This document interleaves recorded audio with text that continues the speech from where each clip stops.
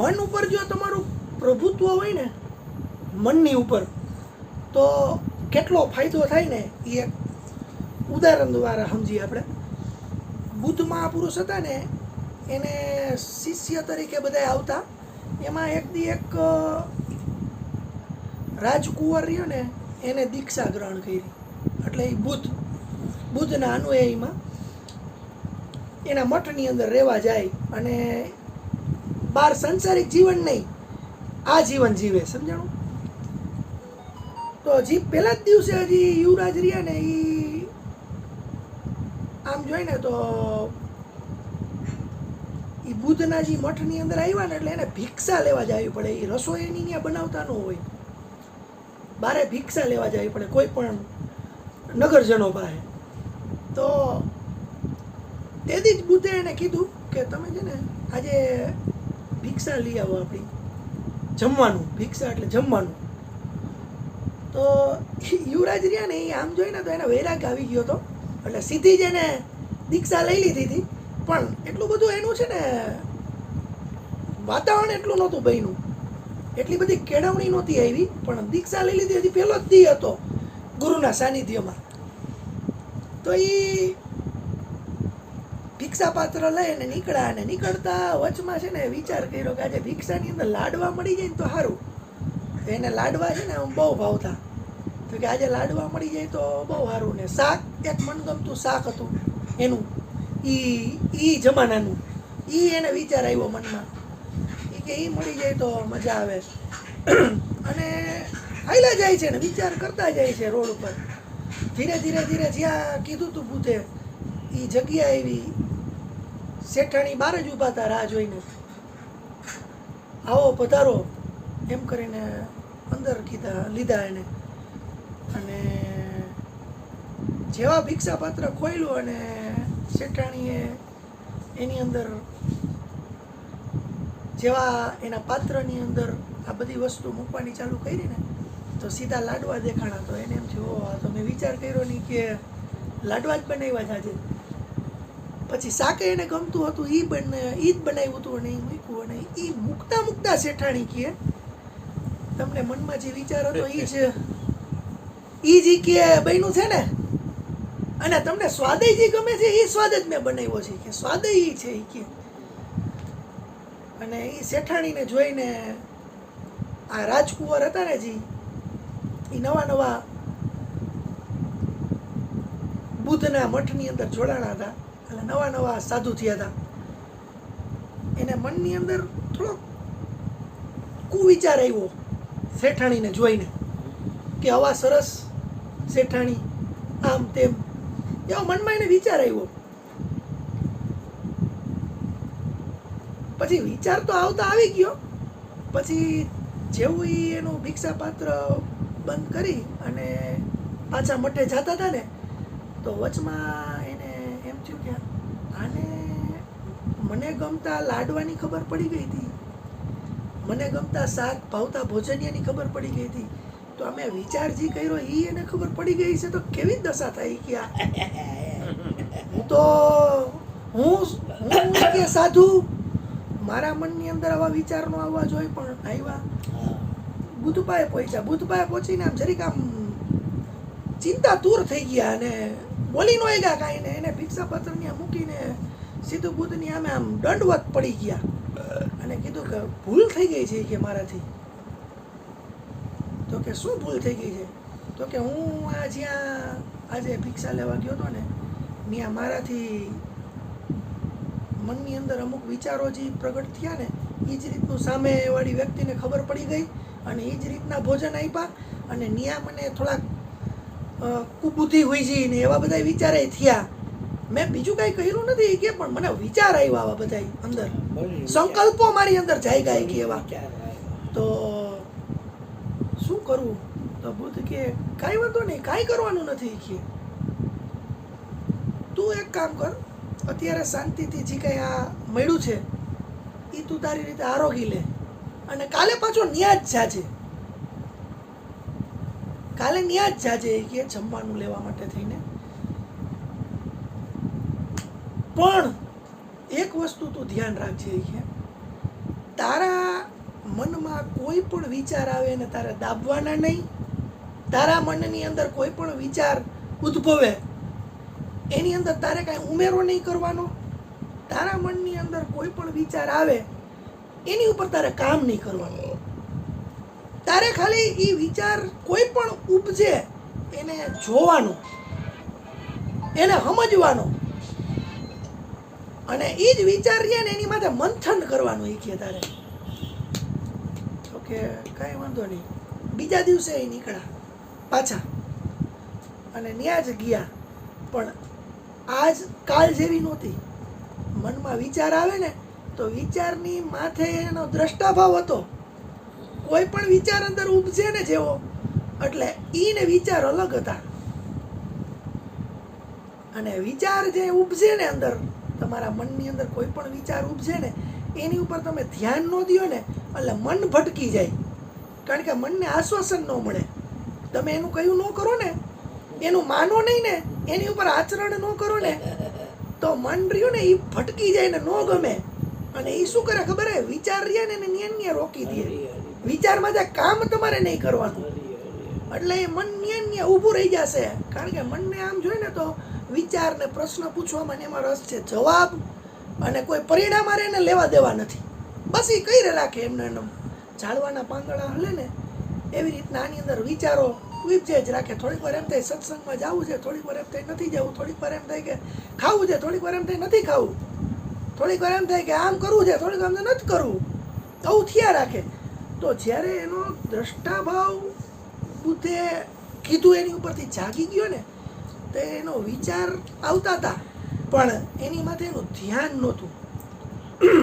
અને આ ધ્યાનની વાત આપણે કરીએ ને તો પહેલાં એક નાનકડું બીજું એક ઉદાહરણ આપું કે તમે ઘણીવાર એવા માણસોને જોયા હશે, એ જોતા હોય તમારી સામે, જોતા હોય તમારી સામે પણ એને તમે ન દેખાતા હોય, એ વિચારમાં હોય.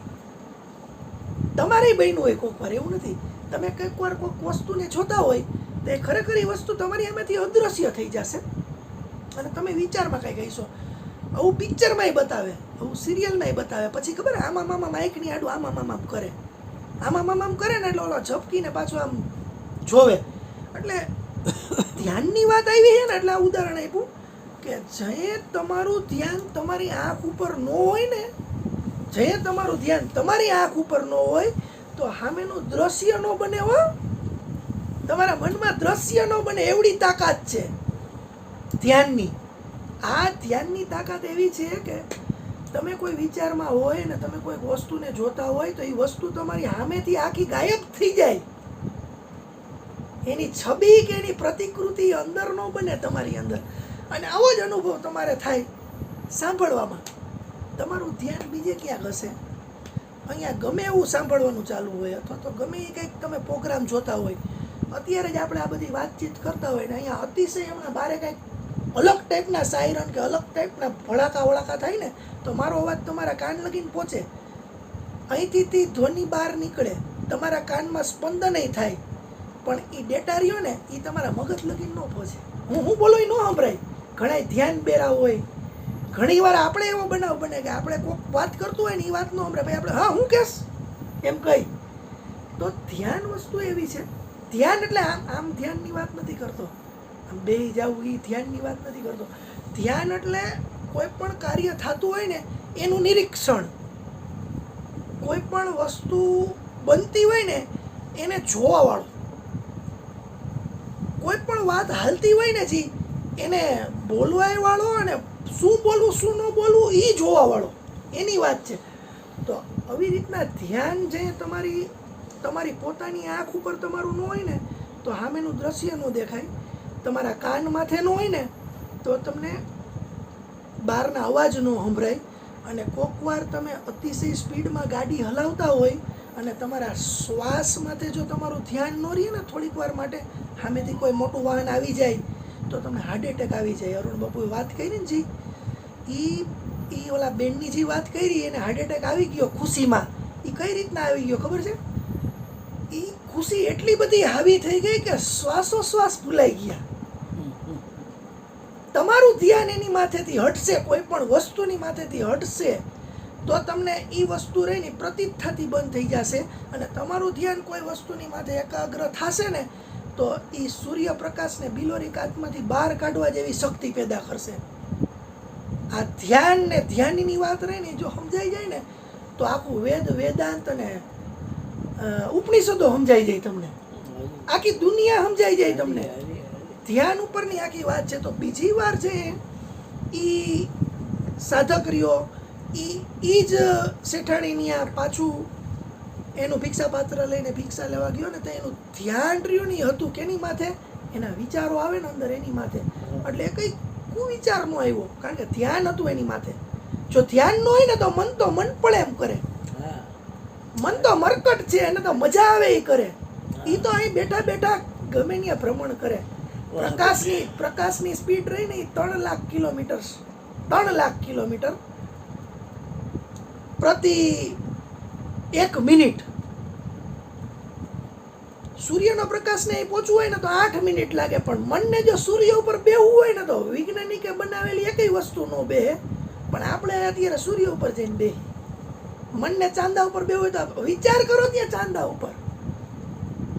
એટલી સ્પીડ એની વાત જવા દો. અહીં બેઠા બેઠા અમેરિકામાં વિચાર કરું તો અમેરિકામાં બેઠો હોય. અહીં બેઠા બેઠો ઓલો અશ્વિન અહીંથી નીકળ્યો ને અત્યારમાં દત્તાત્રેય જવા માટે, એ હજી સાપર નહીં પહોંચ્યો, હું દત્તાત્રેય પહોંચી જાઉં છું અત્યારે. દત્તાત્રેય જ બેઠો, સામે દત્ત મહારાજ છે અહીંયા અને હું અહીં બેઠો. બસ આટલી સ્પીડ છે મનની. તો આની માથે તમે જે ધ્યાન દો ને તો આ કાયદેસર જે બાજુ ગતિ કરાવી ને એ બાજુ ગતિ કરી શકો તમે.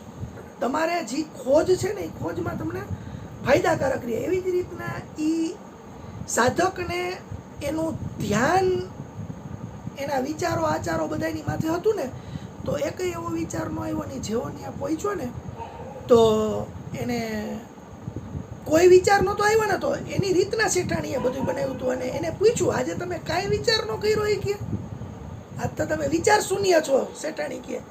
તો આને એને પૂછી લીધું કે તમને કેમ ખબર પડી ગઈ કાલે કે હું આ વિચાર કરતો હતો. એ કે મારું ધ્યાન એટલું બધું ધ્યાની ઉપર છે ને શેઠાણી કે તમારા ભાઈ વયા ગયા પછીથી. તમારા ભાઈ વયા ગયા એટલે એ વિધવા હતી. તમારા ભાઈ વયા ગયા પછી મારું ધ્યાન એટલું બધું ધ્યાની ઉપર છે ને એ કે મારી મનની અંદર આવતા વિચારો રહ્યા ને એને તો હું રોકી શકું, પણ બીજાની અંદર વિચારો કાંઈ પેદા થાય ને તો એ સીધા સ્પંદન મારી અંદર થવા માંડે છે. એ લેવલે હું પહોંચી ગઈ છું. અને આ વાત રહી ને ટેલિપેથીની છે. આ ટેલિપેથીની વાત રહી ને એ અત્યારે હાલની તો કે વૈજ્ઞાનિકો દ્વારા સાબિત થઈ ગયેલી છે. અહીંયા બેઠા બેઠા બાર યાન હોય ને એની અંદર એ વાતચીત થાય છે વિચારો દ્વારા. અહીં મનના સ્પંદનો રહ્યા ને એ વાં જાય, ત્યાંથી જવાબ અહીંયા આવે વાયરલેસ. એટલે તમે જો આની માટે થોડુંક કામ કરો ને, પણ માનવાની વાત નહીં હો, માનવાનું કોઈનું નહીં, જાણવાની વાત ખાલી. તમે મહેસૂસ કરો, તમને જાણો, તમને અનુભવો, વાતને તમે અનુભવો અને પછી તમારા શરીર ઉપર પ્રેક્ટિકલ કરીને પછી આગળ વધો. તો આ એક નાનકડી વાર્તા દ્વારા આપણે એક સમજાવીએ કે શેઠાણી જેવા શેઠાણી રહ્યા એ જો ધ્યાની બની શકતા હોય તો આપણે તો આ સત્સંગને આખી જિંદગી આમાં કાઢી નાખી. તો હવે આપણે એ લેવલે પહોંચી જવું જરૂરી છે. બાપા કે દર્શન બોલો સદગુરુ મહારાજ. છોડો ધ્યાન અને ધ્યાન બિન ફોગટ જ્ઞાન. હા, દર્શન બિન મત છોડો ધ્યાન અને ધ્યાન બિન ફોગટ જ્ઞાન. ભાઈજી છે ને હા, એ બપોરે જાતા હોય રીગલમાં પાટ લેવા કાંડાઘડિયાના રિસોર્ટના. તો હું મારા કાકાને જતો, તો હું એના સામે જોઉં, એ મારા સામે જોઉં. હું દાંત કાઢું તો દાંત ન કાઢે. એટલે મેં બાને કીધું ઘરે આવીને કે બા મોટાને કાંઈ હવા ભરાઈ ગઈ છે? તો હા બેટા. મમ્મી કીધું મારે સામે જોતો હતો તો મેં દાંત કાઢ્યો તો દાંતે ન કાઢ્યો. કનુભાઈની વાત કરી. એટલે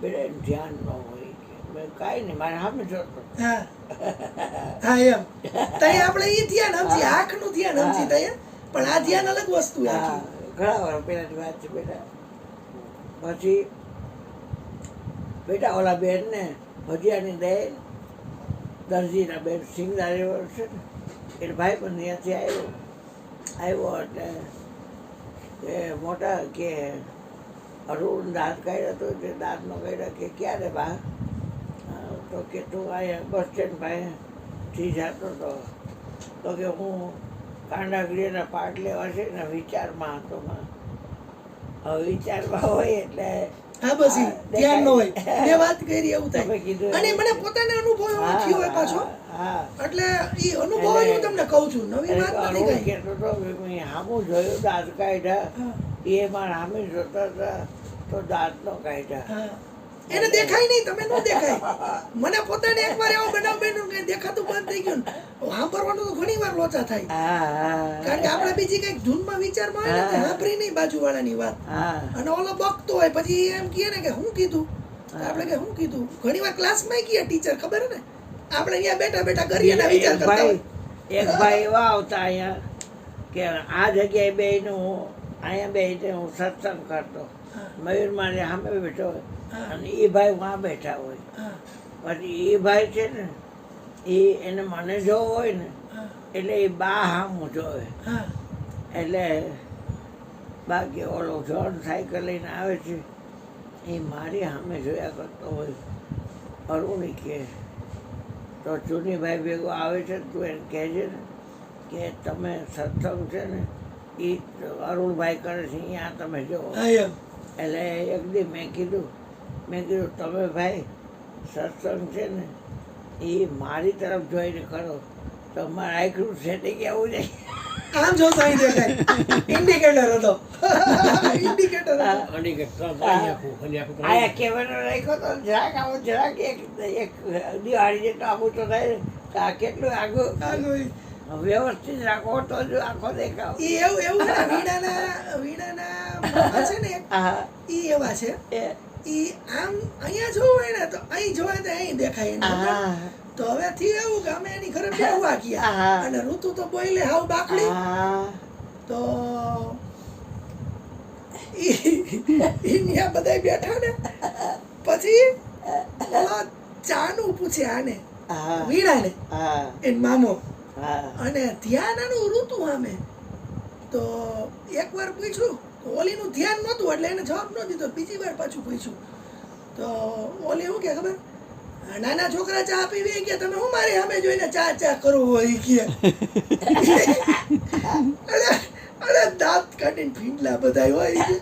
એટલે ઓલો બિચારો હે ને જરીક આમ પહેલા તો આમ સદમો લાગી ગયો એને મામાને પણ ઈ કે બેટા એવું નથી કે હું તારી માને કહું છું પણ મારું આંખું તારી બાજુ હોય ને એવું તને લાગે ઈ